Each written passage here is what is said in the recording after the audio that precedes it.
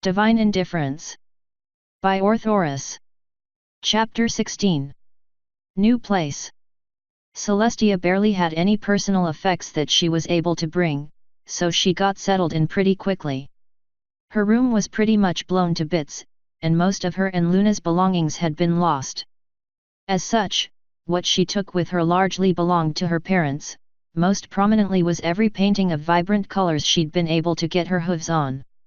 Atlas, of course, had no issue hanging those up on every available wall space, and they made the cave a little less drab. It helped that they looked beautiful and were made by his late friend. Luna, on the other hand, didn't really care much at all. Everything was new and exciting to her, and she could be found exploring the cave system at her own leisure. Of course Atlas or Celestia were always keeping an eye on her, but as it turned out, the mischievous foal was actually quite the escape artist. Atlas did his best to clean the place up from all the dust that had accumulated during his absence. To his relief, most of his creations were still in working order, even though they hadn't received any maintenance while he was away. As for organizing food, Atlas didn't really feel like going to Vancouver for it.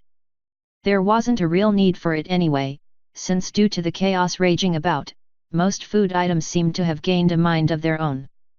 As such, he could just go out into the forest and hunt for his food.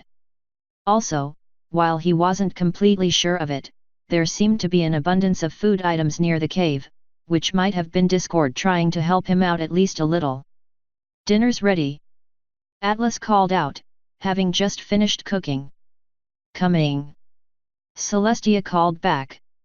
Since Celestia didn't know too much about cooking, the task fell on Atlas. In the past, Discord conveniently took over that task, but now that Atlas actually had to cook, he'd come to find out that his skills had gotten rusty over time. Even though he was a chef back on Earth, ever since coming to Equus he'd barely ever even touched proper cooking utensils. It might be a good idea to sharpen the dulled skill, otherwise he wouldn't be able to properly teach Celestia and Luna. Celestia came out of her room with Luna on her back, sitting down in the chair that had unofficially been assigned to her. Atlas levitated Luna over to a specially crafted high seat he had made for her, the blue unicorn giggling happily while floating through the air. Apparently, Luna already didn't need to consume her mother's milk anymore, so anything mushy was pretty much fair game. As for milk, there was really no problem acquiring any, since the chocolatey goodness literally rained from the skies outside. "Have you settled in nicely?" Atlas asked, attempting to strike up a conversation with Celestia while feeding Luna.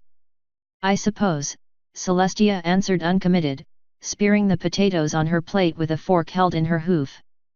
Celestia couldn't really cast any spells yet, since her father had mostly neglected her training, saying that there would still be enough time later on. Atlas couldn't really agree on her father's opinion and planned to rectify this issue as soon as possible. Magic was an integral part of the life of a unicorn, after all. "That's good to hear," Atlas commented. "If you need anything, just ask and I'll see what I can do. I want you two to be as comfortable as possible."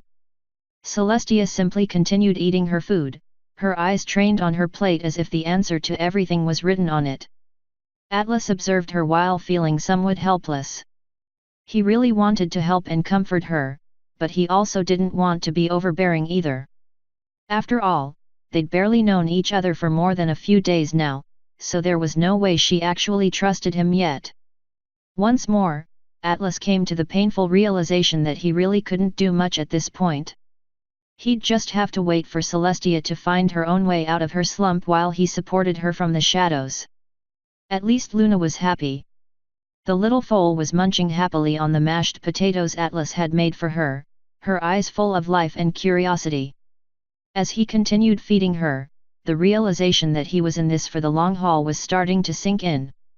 Celestia and Luna were supposed to one day defeat Discord, but there was no way that mere children could take on such a mighty foe.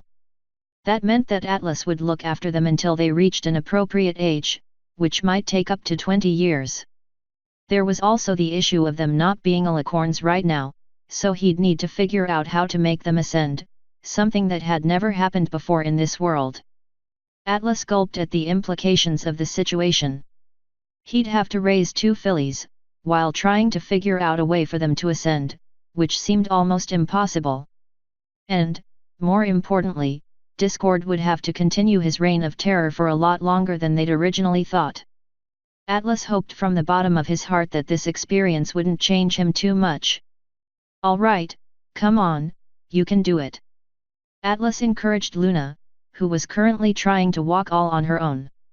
Luna took a few clumsy steps trying to get to Atlas, who was patiently waiting for her. He had noticed that she recently stopped crawling more and more, so he decided he might as well try and teach her how to properly walk on her small hooves. Celestia was sitting some distance away, silently watching as Luna slowly made her way over to Atlas. The little blue foal almost tripped on her way, but was steadily gaining ground while apparently having the time of her life. Eventually she made it all the way to where Atlas was waiting with open arms, and he immediately picked her up, giving her a big old hug. "Great job, Luna!" Atlas happily exclaimed to the giggling foal. "I knew you could do it." While Atlas was busy showering the successful foal with praises, Celestia smiled for the first time in quite a while.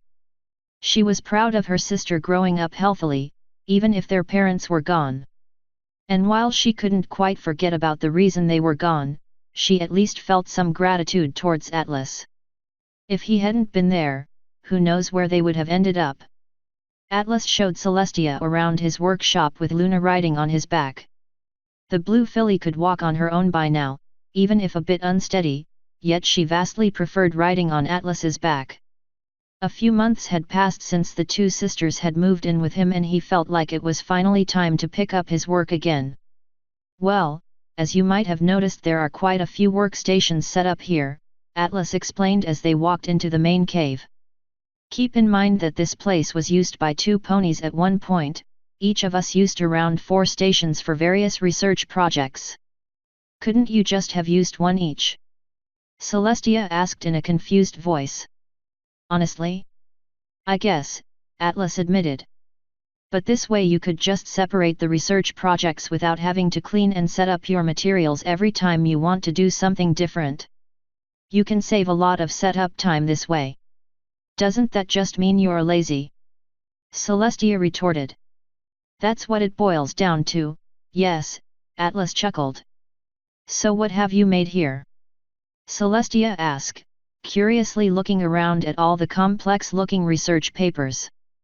"Well, mostly spells, or runes, more specifically," Atlas said. "But, I also made that nifty light switch you like so much." "You made that?" Celestia asked in disbelief. "Hey, I might be goofing off quite a bit when I'm with you guys, but I'm actually quite smart, you know." Atlas defended himself with some mock attitude. "Hey," Celestia chirped. "Then what are these runes you mentioned? Did I never show you any runes?" "I don't think so," Celestia replied, unsure of herself. "Well, we got a lot of catching up to do, because these babies can do a lot," Atlas replied happily. "What are babies?" Celestia cocked her head. Another word for foals. Why would you call whatever these runes are foals?" Celestia looked at Atlas like he had lost his goddamn marbles. Just forget about it," Atlas replied, pinching his brow. He had gotten so used to his peers either knowing what he was talking about, or ignoring his weird references when they came up, and he forgot that Celestia wouldn't have that knowledge. "All right. Runes," Atlas mumbled, turning around and looking for a workspace that had some rune-related stuff on it. "Over there." He led Celestia over to one of the stations, setting Luna down on it with his magic. She curiously looked at the complete mess on the table, but otherwise was content just pawing at one of the many scrolls lying around. "All right, these are what runes look like," Atlas said, levitating a paper with tons of runes scribbled on it up to her face. "They look all weird and squiggly," Celestia said. "And these things are supposed to be amazing?" she asked skeptically. "More than you know," Atlas confirmed with a smile.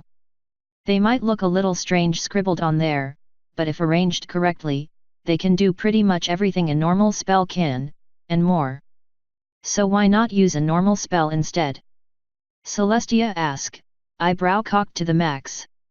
As I said, theoretically they can do much more precise things than a regular spell, if applied correctly, Atlas said, slipping into teacher mode.